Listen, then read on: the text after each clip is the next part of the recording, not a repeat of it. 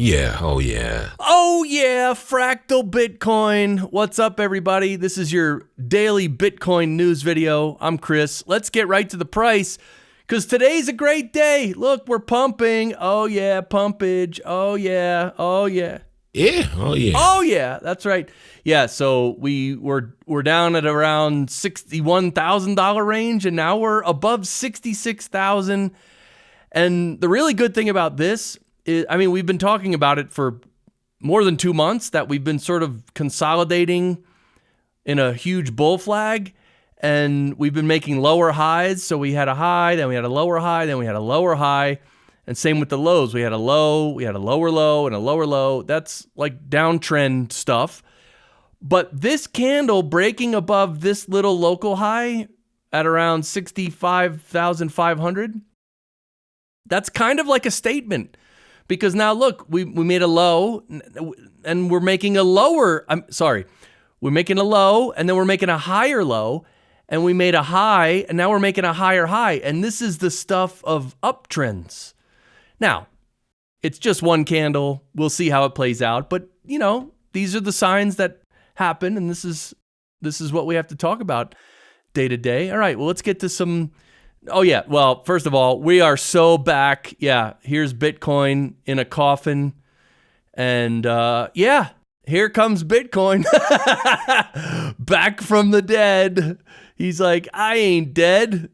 He's even going to get out on this truck and start dancing. What is this? Anyway, yeah, we are back, baby. All right, now here's plan B. He says, historically, Bitcoin miner revenue recovers 2 to 5 months after a halving, and after that, the Bitcoin price goes vertical. And so, yeah, we can click on this. We can see this is yeah, we're just poised. Like, that's what it comes down to. And we might not really go vertical for another 3 or 4 or 5 months, but we will, and we just have to be patient. Yeah, and here's Jelly saying, the halving event signals the start of a new bull cycle, but it generally takes a while to play out.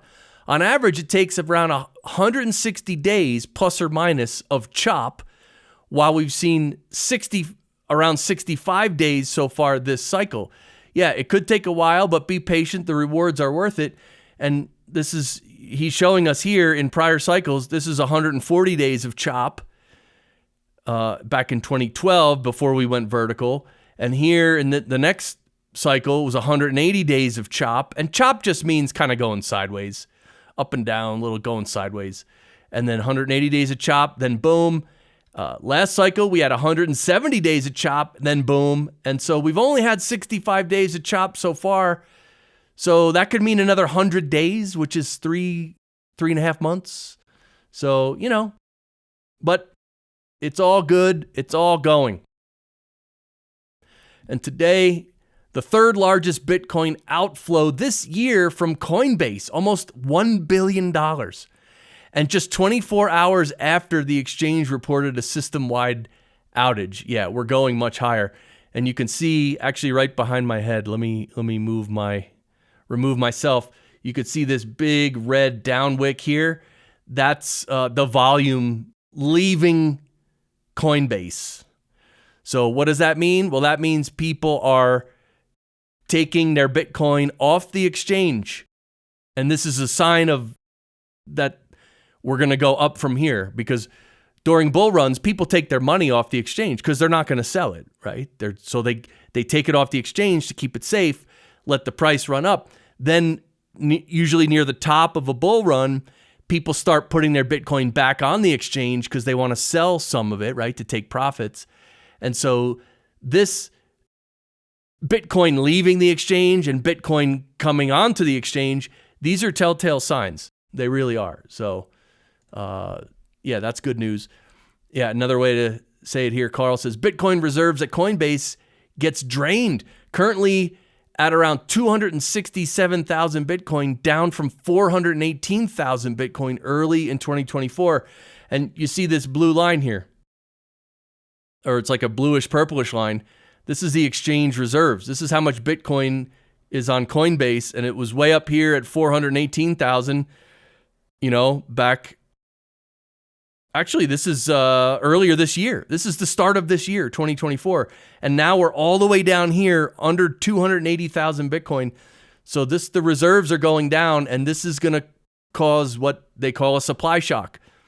There's not going to be much Bitcoin available, and people are going to want to buy, and there's not going to be much available, and that's a supply and demand thing, and then the price goes up. All right, little bit of history here. I don't know if you were around exactly 2 years ago, but this is when Luna crashed. It literally went to zero in one day. And we were all watching this, right? This was kind of weird, kind of funny, but not funny, but weird. But like, yeah, it came down from, it was like $65 per coin. And then it literally went to zero. Like literally went to $0.000 or something. Like it just went to zero. So anyway, this is just your reminder. Bitcoin, not crypto. Bitcoin is where it's at. And here, just a reminder, look at this. Using geothermal energy from the Tecapa volcano, El Salvador has mined 474 Bitcoin valued at $29 million. This eco-friendly initiative boosts the country's total holdings to 5,750 Bitcoin, which is around $360 million. And yeah, there's an article here. I'll link to this post, and I link to everything that I'm showing you, by the way. And you can, read this article here. It goes into the details. But that's pretty cool. Using volcano energy to mine Bitcoin. Love it. And today, guess what dropped? A new documentary from Get Based. Yeah, and this was, they released it early on Nostr, but now it is available on YouTube. And here's Julian Figueroa, who was just on our Bitcoin panel last week. He says, we visited 4 of Peru's most isolated villages to discover hundreds of people living on a full Bitcoin standard, all powered by a nonprofit organization that is revolutionizing community building in Peru. Join Isabella and me on an 8-day journey across mountains, deserts, and jungles to discover the truth behind Peru's hidden Bitcoin revolution. And here's the video on YouTube. I will link to it. It's 39 minutes, almost 40 minutes. But yeah, and I actually haven't watched it yet because I was just preparing to make this video for you. But I am going to watch this. Definitely check this out. Yeah, this is... I love seeing how Bitcoin around the world is being adopted and used, because typically here in America, people are either Bitcoiners already, or most people think that Bitcoin is stupid and they don't need it. And of course, the reason for that is because the almighty US dollar, that's all they care about. But little do they know, the almighty US dollar is crashing, and it's hyperinflating pretty much, almost. Well, we'll be hyperinflating soon. We're just inflating now. It's not hyper yet, but give it a few months, all right? Anyway, this is check out this documentary. Yeah, and more global adoption. Is Suriname the next Bitcoin country? By the way, I don't know. Is that how you say that country's name? Suriname? I actually don't know. But here's this woman, Maya, who is a presidential candidate. And she was talking to, on the Bitcoin podcast, she was talking to Walker. Definitely check this out. But yeah, look. And she's saying, look, hopefully over the next couple months, we'll have Bitcoin as legal tender, at least under this government. And either way, I'm running in the next election. So yeah, like, think about it. Bitcoiners are going to begin being elected to offices, right? As there are more and more Bitcoiners, more of the candidates are going to be Bitcoiners. And this is how mass adoption happens. And more global adoption, the African Bitcoin ecosystem in Q2 of 2024. Yeah, if you were interested, these are all the countries that are doing stuff with Bitcoin. And it's great. I love it. I love it. That's all. That's all I wanted to show you this, just to tell you I love it. Here's a reminder to subscribe if you'd like to. And let's get into, actually, there's only a couple stories of fiat government nonsense for context, because Bitcoin solves these issues. Just in, Federal Reserve's Kashkari says, quote, Bitcoin has little practical use. It's not an investment vehicle or a currency, end quote. Yeah, this is called the Federal Reserve and all these globalist, evil lizard cartel people panicking. This is called panicking. What you're seeing right here, this quote I just read you, this is panicking. They don't know what to do. They're like, what is happening? They're like, there's this freedom money called Bitcoin. It's sound money. Everybody's loving it. And look, we as governments and we as the WEF and we as the Federal Reserve, we can't control Bitcoin. What are we going to do? Well, let's just bash it and we'll try to get people to not use it and whatever. It's stupid. Yeah. Oh, and this is some crazy news today. They ain't messing around. The plan must move ahead because the Prime Minister of Slovakia, Robert Fico, has just been shot in public. And this comes only days after Fico formally and publicly rejected the WHO, World Health Organization, Global Pandemic Accord. Yeah, so he's coming out against all this globalist garbage, and he was shot. And we don't, and this literally, this is breaking news. We don't know why. We don't know who did it. So I'm not, we can't come to any conclusions just yet. But I mean, come on, right? Seriously, come on. All right, but some good news just in. Governor Kevin Stitt of Oklahoma signs HB 3594 into law. This historic step makes Oklahoma the first state to formally recognize and protect the rights of citizens to run a node, to mine, and to self-custody Bitcoin. Yeah, this is really good. It has been signed into law.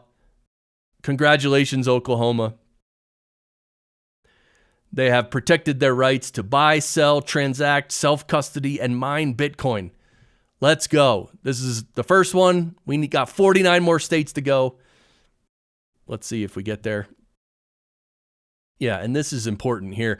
Bitcoin might have its ups and downs, but one thing's for sure. I'm never selling.